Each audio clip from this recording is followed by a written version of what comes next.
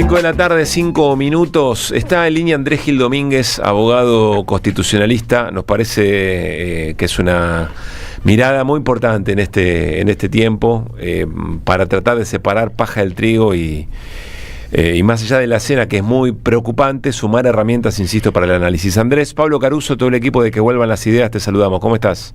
Buenas tardes, ¿cómo están ustedes? Gracias, Andrés. A ver, estamos muy preocupados por toda la escena general, ¿no? Decíamos, bueno, un episodio, por ejemplo, lo que decidió este juez Maranielo respecto a los audios de Karina Milei, tratamos de ponerlo en un contexto, el momento del gobierno, etcétera, etcétera, pero también al mismo tiempo entender un poco mejor cuándo estas cosas tienen cierta prudencia y cuándo son un avasallamiento a la libertad de expresión, censura, etcétera. ¿Qué es lo que discutíamos? Decíamos, bueno, el caso español me parece que está al margen, pero acá estamos hablando de una funcionaria con ese rol, de audios que no conocemos en detalle, pero que parecen haber sido solamente mostrado un tramo para mandar un mensaje al propio gobierno. Y me voy a hacer cargo, yo decía, no me parece mal, más allá de las características del juez, que eventualmente, frente a lo que puede significar una filtración de esas características, no sabemos si es filtración, si es inteligencia sobre la casa de gobierno, etcétera, etcétera, que haya cierta prudencia en la manipulación de eso que puede ocurrir. Y hablamos, por ejemplo, del caso Parrilli y Cristina, digamos, ¿no? Es decir, que no nos deje llevar el hecho de que por este gobierno no nos gusta respecto a las cosas que se pueden y no se pueden, o los límites de la libertad de expresión. Entonces, después de discutir mucho, incluso con la audiencia, decidimos llamarte y preguntarte a ver qué estás viendo o que nos ofrezcas una mirada no necesariamente binaria sobre el tema. Mira, la Constitución argentina es muy clara de sus orígenes, y esto se vio reforzado por los tratados sobre derechos humanos. La libertad de expresión y acceso a la información tiene una garantía que es estructural, que es la interdicción o prohibición de todo tipo de censura previa. Uh-huh. Y mucho más aún cuando la información que se está censurando se vincula con asuntos de interés público, relevancia pública, o se vincula con un funcionario público. Y a lo largo de todos estos años, la jurisprudencia de la Corte Suprema de Justicia, la jurisprudencia de la Corte Interamericana de Derechos Humanos han reforzado esta idea a través de distintos estándares de prohibición de todo tipo de censura previa. Para eso están las responsabilidades civiles y penales ulteriores. Con lo cual, la censura previa no puede ser ni administrativa, ni legislativa, ni judicial, bajo ningún supuesto, y mucho menos aún en este caso, en donde se vincula directamente con un tema de interés o relevancia pública, y está en juego un funcionario público. Y la medida que tomó el juez Maranielo también tiene deficiencias procesales. A ver. Porque es una medida cautelar que no tiene plazo, cuando las medidas cautelares contra el Estado deben tener plazo.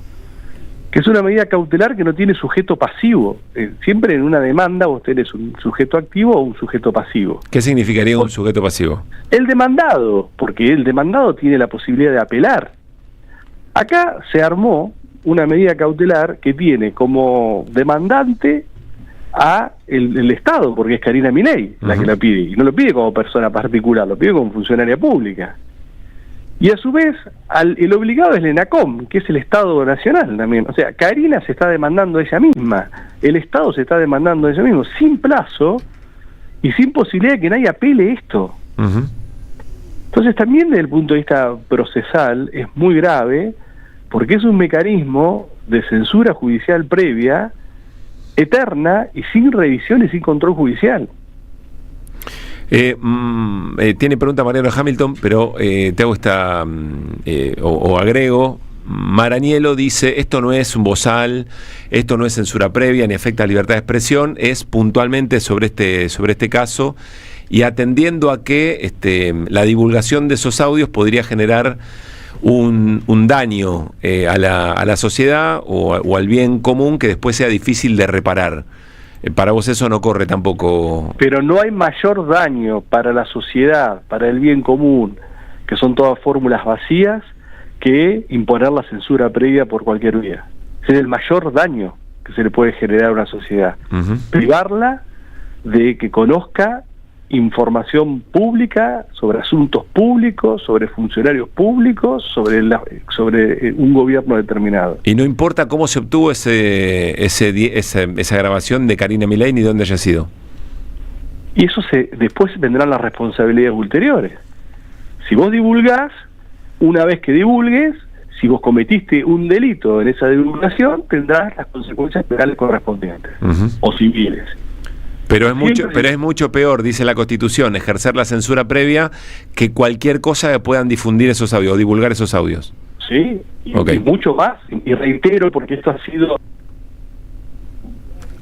Ahí se nos cortó, pero volvamos a comunicarnos. Mariano tiene pregunta y me parece que es muy interesante que nos aporte, bueno, de la mirada del derecho, cómo se evalúa esto. Sí, mi duda era respecto de las sanciones o acciones posteriores, porque según tengo entendido, los periodistas no podemos ser demandados por funcionarios públicos, ¿no? Tengo entendido eso. No, eventualmente eso tiene que ver con... sanciones penales. Con consecuencias directas respecto de esa situación. Calumnia e injuria es lo que está suspendido, que entiendo que no es lo mismo. No puedes hacer cualquier cosa. A ver, dale nomás. ¿Está de vuelta? Andrés, se escuchó perfecto lo que decías. Tiene pregunta Mariano. No, Andrés, ¿qué tal? Buenas tardes. Buenas tardes. Mi consulta va dirigida a que a los alcances de aquella decisión que tomó Cristina Fernández de Kirchner de que los funcionarios no podían demandar a los periodistas por sus dichos, por sus acciones o por sus publicaciones. ¿Esto encuadra dentro de esa cuestión? Porque vos hablabas de después judicial. Sanciones ulteriores. A ver, el propio Código Penal establece que los delitos de calumnia e injuria no son aplicables cuando las manifestaciones no sean asertivas y se vinculen con asuntos de interés de relevancia pública. Ese es el elemento fundamental de una tutela reforzada de la libertad de expresión. Y mucho más cuando esa libertad de expresión se está ejerciendo en la función periodística, de investigación, de divulgación, de control, que para eso está el periodismo. Cuando la cuestión es vinculada a temas de interés público, de relevancia pública, un funcionario público, la protección sobre la libertad de expresión para decirla y después para no sufrir consecuencias penales ulteriores está reforzada. Y eso es uno de los grandes logros de las democracias occidentales, porque la libertad de expresión no es solamente un derecho subjetivo que ejerce un periodista, es un derecho colectivo que es el sostén básico del sistema democrático. Hay otra cuestión que también se planteó desde el Ministerio de Seguridad, que es el tema de que los periodistas tienen que suministrar las fuentes de información, de dónde sacaron estos audios. ¿Esto también está protegido por alguna cuestión legal? Expresamente por el artículo 43 de la Constitución infine, protege expresamente el secreto de las fuentes de información.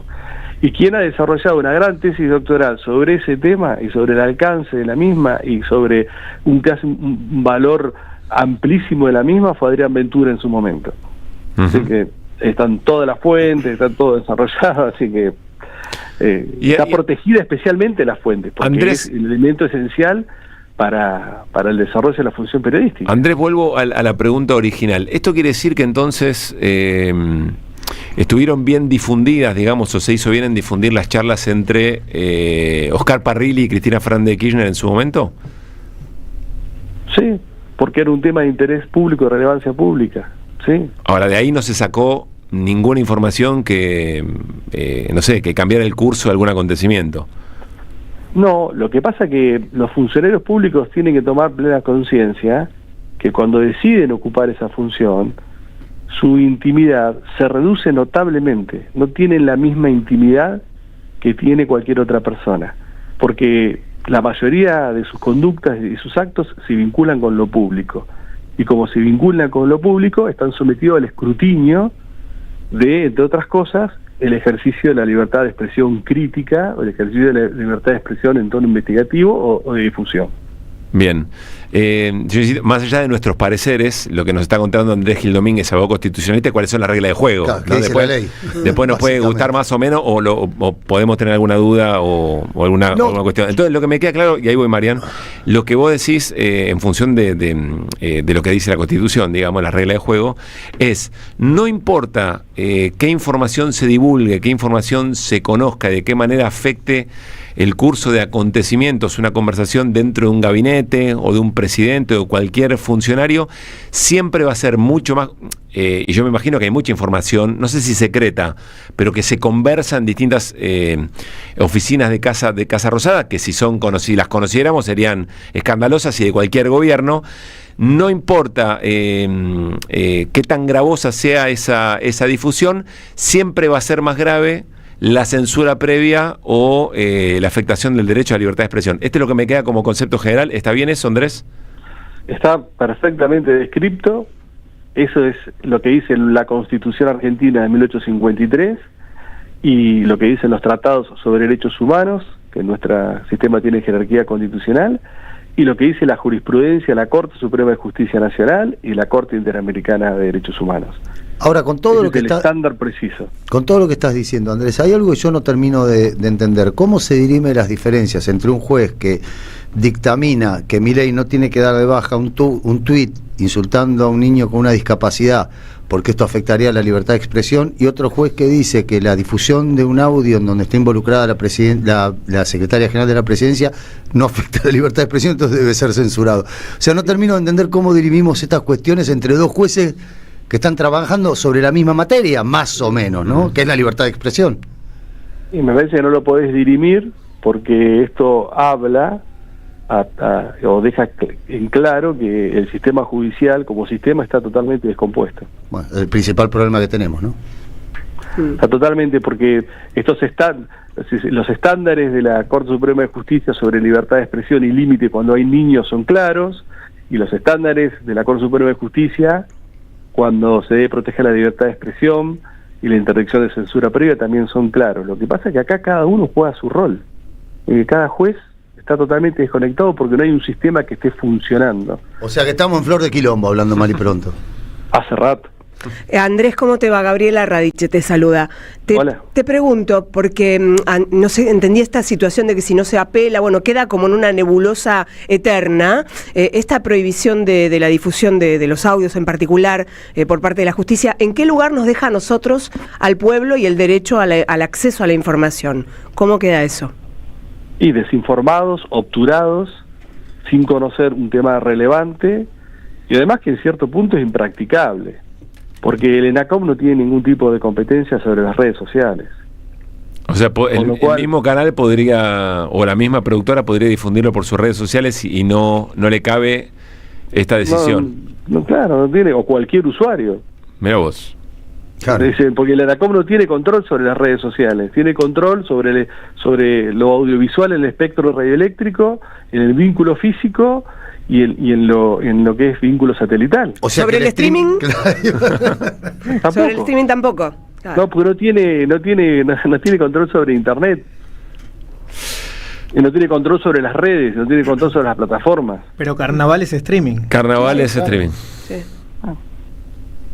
Andrés, gracias como siempre, un gran abrazo. No, gracias a ustedes, un gran abrazo. Andrés Gil Domínguez, lo que me encanta de charlar con Andrés Gil Domínguez es que te dice siempre lo mismo, venga de donde venga o tengas una mirada vos subjetivamente política afín o no.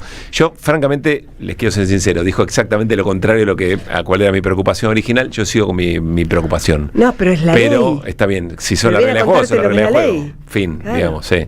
Después me parece que hay cosas a reparar. Eso aplicable a tu carrera periodística, a tu carrera profesional, digamos. Vos tomás las decisiones que tengas que tomar cuando tengas que practicar. Por supuesto, claro, exactamente. Esa es tu propia libertad. También hay que ser responsable. Esa es tu propia libertad de expresión. Claro. Uno tiene que ser responsable por esto que mencionaba, lo ulterior, no las consecuencias que vienen después de una acción. Bueno, eso es una responsabilidad que uno toma. Tampoco me parece bien que el ANACOM no tenga injerencia sobre. Es raro, es por lo menos raro. Y el streaming. A esta altura. No, es efectivamente así. Me parece que hay que modificarlo.